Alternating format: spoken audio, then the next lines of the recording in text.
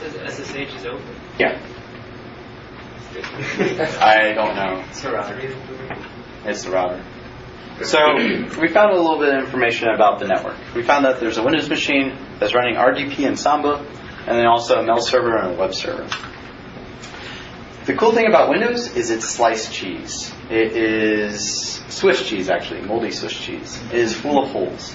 So we're going to actually use that to exploit, because almost every version of Windows, there's some major exploit that gives you shell access to the core operating system. So we're going to hope this is the case. So what we're going to do is we're going to move on to vulnerability detection. We're going to try to bring down that scope and only focus our resources on one or two machines. In this case, we're going to focus our resources on XP. So let's go ahead and run nmap on that single XP box. So nmap, we're going to say 192.168.1.50. Notice this time we actually put the full IP address in there. We're going to put the same options as before. We're also going to put a -A. And what -A does is it performs an aggressive mode scan. So if it finds a web server, it's going to try to figure out the version of that web server. If it finds an RDP or a Samba share, it's going to figure out as much information from that machine as possible. And it's going to give us a nice report when we finish these two. So as we wait for that, are there any questions? No? Okay. This is really loud, right? Yes. So what we're doing right now is extremely loud. So if there was an intrusion detection system, and Cisco makes a lot of money off of these. It basically sits between the internet or any computer on the network with any other computer. And what it does is it looks at every packet of data. If it notices certain attack patterns, it'll go in and block that connection. So we get results, and we notice a couple key things. It comes back, we found out that, hey, yeah, we got a Windows XP box running. And we gain more information, and we find out, oh, yeah, it's Windows XP Service Pack 2 or 3. So if it's saying 2 or 3, most likely it's unpatched. So that means there are many vulnerabilities present. So we do a simple Google search, and we find out, oh, look at this. There is an exploit that will give us admin access, actually system access to the Windows XP box, and it works every single time, and it's on by default. So from this, we can actually take over this machine with minimal effort. And we find out also that it's just not XP, it's Windows Vista, Windows 7 Beta, which you don't see in the wild anymore. But there's a multitude of other machines that have the same exploit. So let's go ahead and perform an exploit on Windows XP. So we're actually going to be using Metasploit for this part. And when we're in Kali, all we have to do is type in Metasploit framework. Can you explain what that is? Yeah. So Metasploit is a hacking framework.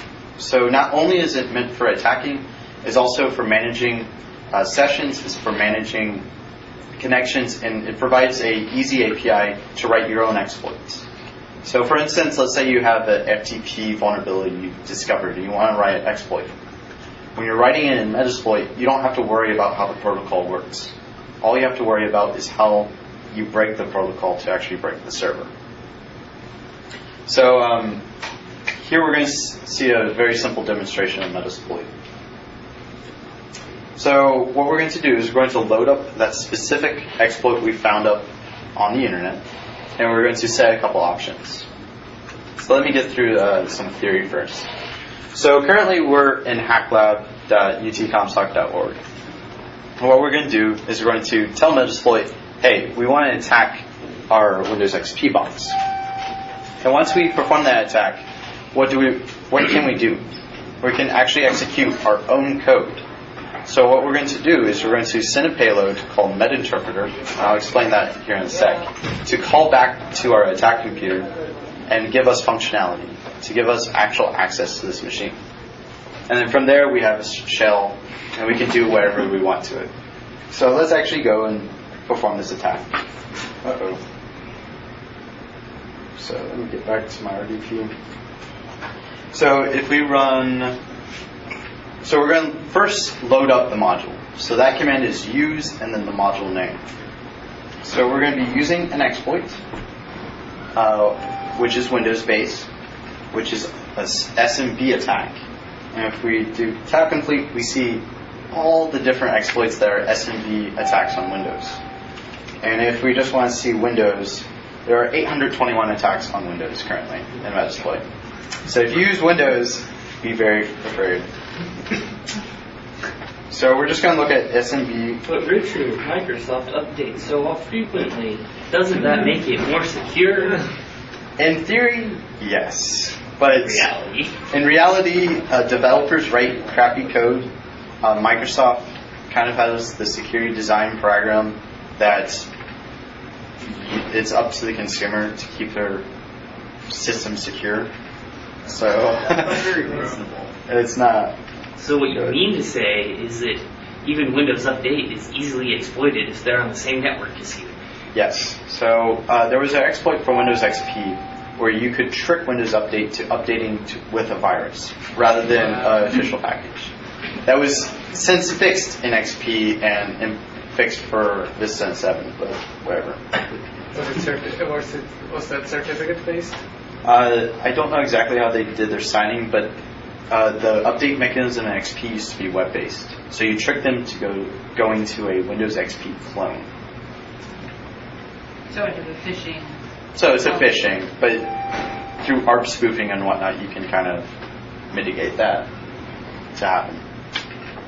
So we found this MS08-067 Net API exploit on the internet. So we've loaded it up.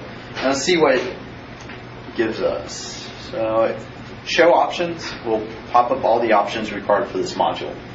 And we see all we have to set is the remote host. So we're going to set that. Can everybody see that? So we're going to set the R host to the machine we want to attack. And the next step is we want to set up the payload. So once the attack is performed, what is going to run on that machine at that privilege level? And we're going to use a tool called MetaInterpreter. And what MetaInterpreter is a program that is built into Metasploit that extends a lot of the functionality. The hack lab works. It's working now? Yep. Okay. So if we want to get everyone to this point, we don't have to do nmap. We can just bring up Metasploit. What was it? Blocking private networks, and now we're all matted, so we're all private networks. By the default configuration, PFSense doesn't allow private network addresses in from the WAN side. And since we're all matted, we're all on 10 dot whatever. Okay, yeah. So I tested that. I could do it just fine for my server in California, so I'm like, what the hell? We're like 5 feet away, so why can't we do it? All right. So let's all walk through this again. So does everybody have a shelf How up? do you zoom in? I mean, do you know? How do you make the font larger? You change the font. Bring up the 72. I think it's Control Plus. Go to appearance. No. Alright, yeah, go to There you go. appearance. Change. Oh, there's a button. Oh, wait, that was on the screen. All right. So is everybody SSH'd in now? Everybody wants to be. Awesome. So let's go ahead and run Metasploit Framework Console, MSF Console. And this takes a little while to boot up. It's a Ruby app, but the Ruby app provides so much that it's worth learning Ruby.